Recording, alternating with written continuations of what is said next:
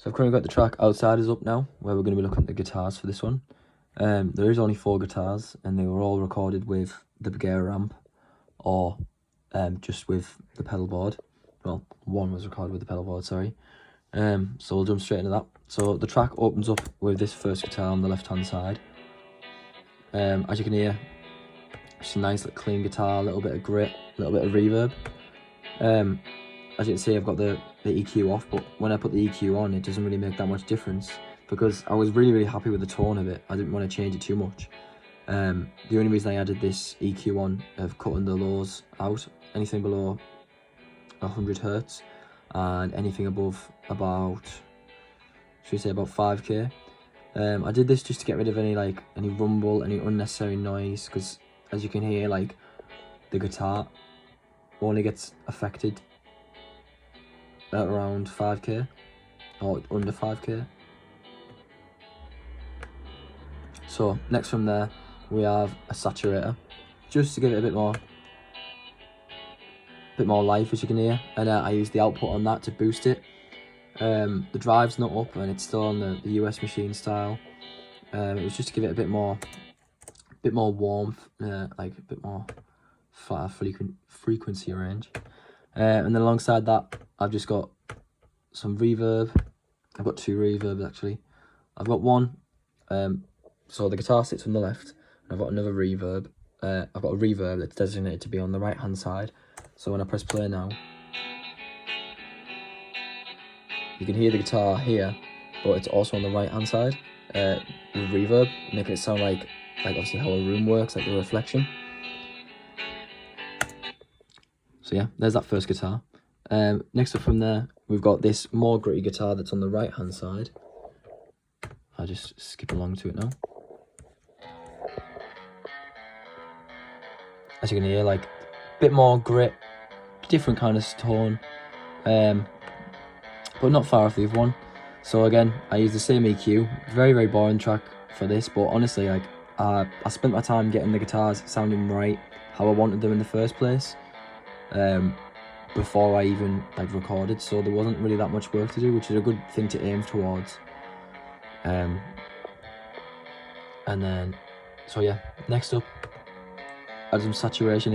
It brings some life, brings some clarity to it. The drive's a bit further up than the cleaner guitar, and obviously the output's being pushed a little bit more. And then as well as this, we've got our normal reverb, and then we've also got our reverb on the left. So this guitar is panned to the right, and the reverb is on the left. So it's the complete opposite of this first guitar here, which when you combine them,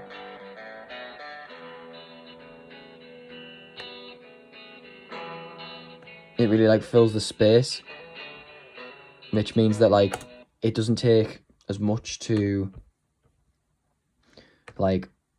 fill in the gap of the the panning spectrum and the, how to describe it, the track itself. It fills in the space where there would be empty space and would feel a bit dull. So then past that guitar, we've got our lead guitar, which is probably the guitar with the most going on. So for this, I used a new plugin I've never used, something called Channel Strip, just for a bit of experimentation.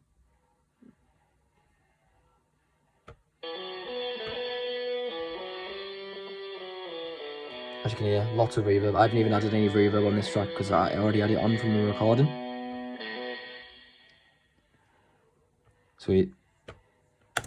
So what's going on with the Channel Strip here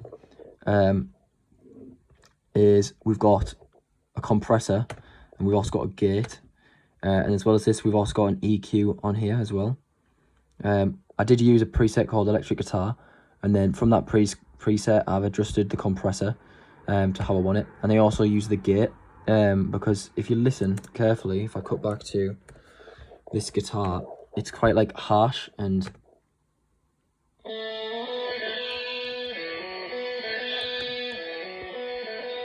has some really sibilant bits, which are being cleaned up by the EQ, giving it lots and lots of clarity, and the gate just completely cuts any unnecessary noise. And then as well as this, I've got my other EQ, which just adjusts the against the other EQ, any bits I wasn't happy with that I wanted to be able to like have separate to the other sound, because I was quite happy with the other sound. And then like as I got through later on through the track, I just need to make some adjustments, so I just added another EQ, pulling some bits down,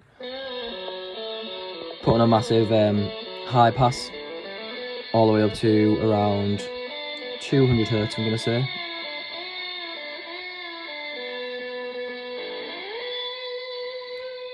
And then just finishing off this guitar with a saturator. I think I copy and pasted this one from the right hand guitar because it wanted like the similar level of drive, the similar settings. The only difference is I've not boosted the output, because obviously this guitar, as you can see, it's coming out quite hot. So finally now we've got one more guitar. This is the Mystical guitar, and it comes right at the end of the track. The way in which I created this guitar is using my pedals, and then one moment, if I scroll on through to around here.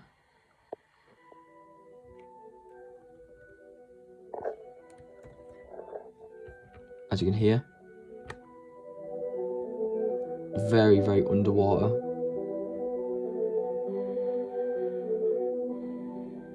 So I did this by turning the tone dials down on my guitar, and then just using my pedal board, using some different modulation effects. And then to really emphasize it, I used an EQ, made some small adjustments, got rid of the warmth because you can hear it's very bass heavy. Put a little boost through the mids, made a little boost with the shelving filter. I also cut off any of the bottom end rumble with a high pass, because obviously it's very, very fat tone. I then used a compressor where I adjusted the settings myself to a nice level that I wanted it. And then I boosted it with the makeup gain, really getting that compression sound. Just cut back to, there we are. And then finally, with that, I also added some reverb.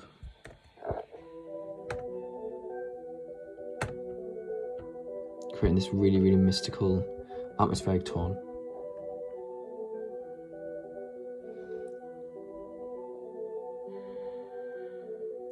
So I'd argue the key with these guitars was less about like crafting like extreme tones with lots of amps. Like I already had the tones I liked. It was just like adding that extra like little shine to them. And honestly, the most key part to the guitars that I've done is the use of these reverbs, the reverb 1 and 2.